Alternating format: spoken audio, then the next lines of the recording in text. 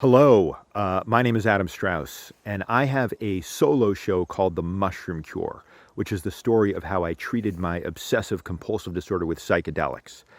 And as a result of that show, people often reach out to me and ask, what exactly did you do to treat your OCD? Did it work?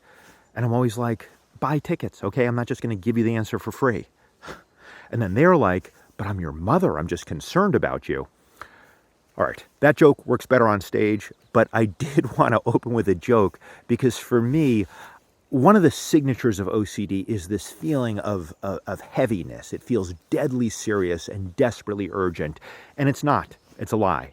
OCD is neither significant nor urgent. It's just something our brain is doing. So, having said that, buy tickets. All right, so so let me tell you the specifics. But actually, I want to note as I look at myself in my camera on my phone screen, and I see my somewhat unkempt appearance. So the OCD is dramatically better for me. But one of the most stubborn, insidious manifestations of my OCD is perfectionism.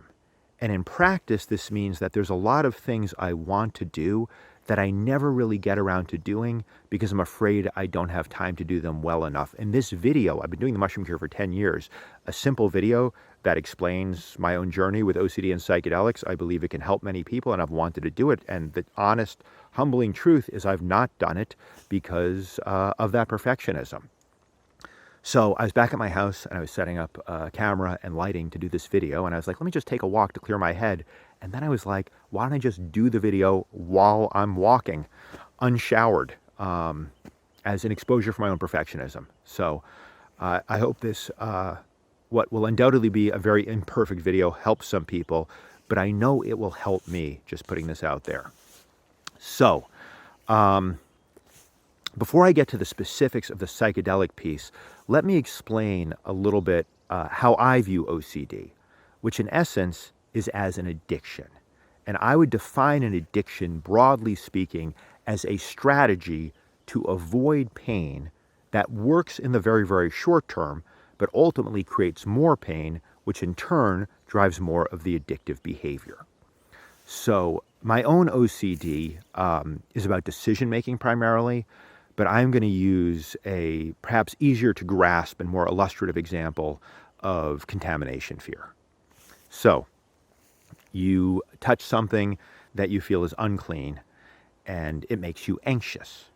And let's be very clear, when I say it makes you anxious, really what that means is there is a physical sensation of fear in your body. Emotions, for our purposes, I will say, are synonymous with physical sensations. They're not thoughts, they're feelings. So, touch something, you're contaminated. That might be a thought, I'm contaminated, but ultimately there is a sensation of fear in the body. And so you wash, and that sensation of fear may dissipate a little bit. But then it comes back 30 seconds later, 5 minutes later. It doesn't make a difference, it comes back. So what do? You do the thing that gave you a little bit of relief last time. You wash your hands again, and it goes down for a little bit, or it doesn't go down at all. Either way, you're going to keep repeating the behavior. It's very logical in a way. You're going to do what helps you feel better some of the time. And again, it does work very temporarily some of the time. The problem is that it actually makes the anxiety worse ultimately for two main reasons.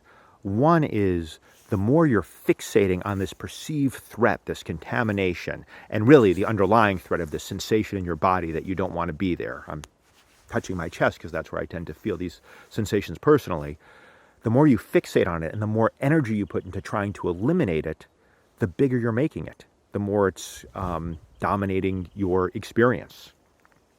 The second problem is the more time you spend engaging in compulsive rituals or just obsessive thinking, if you have pure O, the more time you're not doing other things that you value doing. You're neglecting work, you're neglecting friends and family, and that has real world consequences. Your boss is angry at you because you're not getting stuff done. Your partner feels neglected, and that makes you more anxious. So what do? You engage in more of the obsessive thinking and compulsive behavior. You pick up the metaphorical bottle that gives you a little bit of relief some of the time. And as I'm saying this, I realize I want to emphasize a point, which is self-compassion. You cannot have too much self-compassion. I was going to say with OCD, but actually I think I can just put a period after that. You can't have too much self-compassion. It is not easy being human, and it is particularly not easy being ensnared in OCD, because really you just want to feel better. You just want to feel safe. But the strategy that you've become trapped in to try to ensure that is actually making things worse. It's the classic vicious cycle. The more anxious you are, the more you engage in OCD. The more you engage in OCD, the more anxious you are, which in turn drives more OCD. So, how do you get out of this? Well, that's pretty simple and quite well understood. You accept the underlying sensations and any distressing thoughts. You allow them to be there. Because if you do that, they may go away or they may not go away, but in accepting them, you are relieving yourself of the obligation to try to get rid of them. You're saying, I'm not going to get rid of them. I'm allowing them to be here. You you are giving yourself freedom. Because I'll tell you a secret, which is you can actually do things while you're obsessing. You can. You can do things while being really, really anxious.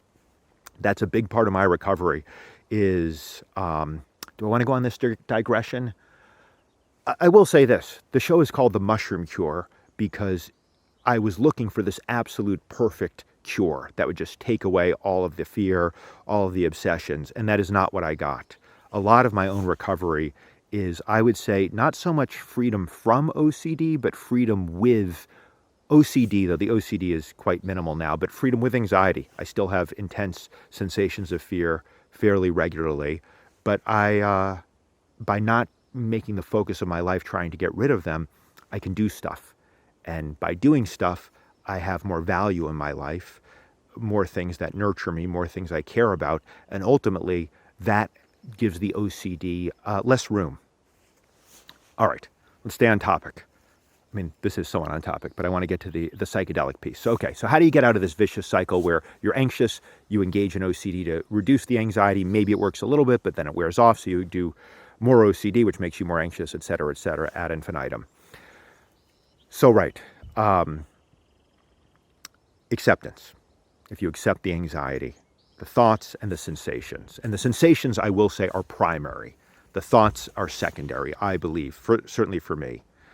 So it's really primarily about accepting those sensations in your body. And I understood this. I understood this very well before I did psychedelics, because any good cognitive behavioral therapist will teach you this. If you can accept the anxiety, it won't control you. Great. Perfect. Okay, that's what I'll do. That's what I would tell myself as I'd feel myself being pulled into that maelstrom of OCD is, okay, I'm accepting the anxiety. I'm accepting the anxiety. I would say it to myself kind of obsessively, like it was some sort of life raft. But it was just a mental thing I was doing. I wasn't actually doing acceptance on a physical level because I couldn't do it on a physical level because I simply didn't have access to my physical experience. I had seen therapists for many, many years, but no one really taught me how to go into my body. And again, that is where the fear, that is the root of OCD, that is where it resides in our bodies for me, again, in my chest area. I just didn't have access to it. And that was no accident. I think this is very common with people with OCD because our physical sensations are so, we deem them to be very aversive, they're very threatening, we disconnect. In a sense, the key lie of OCD is if I can figure things out up here in my head, then the sensations here will change. If I can get everything right, then I won't be afraid. And it is an unmitigated lie. So, even though when I was obsessing, I would say, I accept, I want to accept, I'm accepting these feelings, it was a head thing. Nothing was happening below the neck. I just wasn't aware of my sensations. Of course, I was aware at some level because I was trying to avoid them, but I didn't have that access to really do acceptance at a physical level. Psychedelics changed this for me. I'm not going to say I didn't have realizations and revelations. I'm not going to say I didn't have what some people might call peak mystical experiences, union with the divine. I have had those experiences and they have been helpful, but the biggest thing that has helped with my OCD is nothing so esoteric or dramatic. It's this very concrete process of putting me in touch with my physical sensations so that I can accept those sensations. And one of my first trips, this happened. I was having a fairly pleasant experience, and then something triggered me, and I started obsessing. And I was aware of this change in my body. I was aware that my body had felt a certain way, a way that I felt was pleasant, and now there was a different energy, for lack of a better term, a different sensation in my body. It was unmistakable. And because I had had a lot of experience with therapists telling me to accept my anxiety, it was sort of this light bulb moment where I was like, oh, this is the sensation that my therapists have been talking about. This is what they're talking about. There's an actual sensation, not a thought in my head, but a sensation in my body. And yeah, in this moment, I have a choice. I can choose to really go into that sensation. Really just breathe it in. Let it fill me. Do the opposite of what my OCD wants me to do, which is control it, eliminate it, run away from it. Almost like slipping into like a warm bath, just like really letting myself go into that sensation. I could do it while I was tripping because psychedelics for me did and still do reliably produce this very acute awareness of my physical experience. And when I did that on this trip, it didn't go away, but I realized I was free. I didn't have to make the focus of this trip or this moment trying to get rid of this sensation. It was there.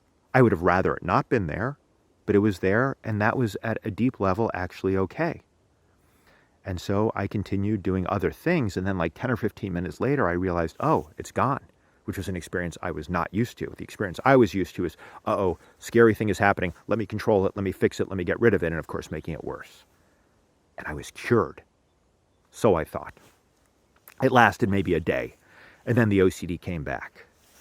But on many subsequent trips, I had the opportunity to practice this skill of really tuning in to the fear in my body and allowing it to be there. And gradually, I became able and willing to do this when I wasn't tripping. And this is, in a nutshell, my practice today. When I find myself starting to obsess, or simply when I find myself feeling a lot of anxiety, which is if not a daily occurrence, I would say multiple times a week. And when I find that happening, my practice is, okay, let me stop. Let me really tune into that sensation in my body. Really feeling it. Breathing it in. And I have some specific techniques that help facilitate this sort of physical acceptance for me when I'm not tripping and when I am tripping. And perhaps I'll do another video on them. But that is the most basic technique, is just sensing what's going on there. And again, I just couldn't do it before psychedelics. So, what else? I have a feeling a lot of people watching this video are like, well, I want to know, like, what dose did you do? What was the right setting? Were mushrooms most helpful? Was ayahuasca most helpful? What do you think of microdosing? And I'm not going to address that stuff, one, because I don't consider myself an expert in those sort of questions. And frankly, I don't think there are experts in this field in those sort of questions. There's so much individuality. But also, that was the sort of thinking I had, this kind of silver bullet, let me get every variable right and I'll be cured. And again, that's not the way it worked for me. I will say mushrooms have certainly been very helpful. Ayahuasca has been very helpful. LSD was helpful. It's been a while. Some synthetic psychedelics were helpful. So mushrooms are what I've worked with the most and continue to work with the most, and that's largely a function of convenience. The duration is not too long. They're readily accessible. It's not something I feel the need to do in a ceremonial context. But I believe that really most psychedelics I have worked with have had this effect of increasing my body awareness dramatically and allowing me to practice acceptance. So I hope this is helpful. So what I will do, I will check this video regularly. And if there are questions, put it in the comments and I will address them. And then maybe that will also guide follow-up videos. Because again, this is, for me too, sort of an exposure for that OCD perfectionism. So I intend to make frequent videos because I do have a lot more to say about OCD and psychedelics and more generally acceptance, because I think this applies to probably everything that we commonly would call mental illness. I think they're all at root strategies to avoid pain that create more pain. And I think a lot of these techniques and practices can probably be universally helpful. So, all right. And buy tickets to the show.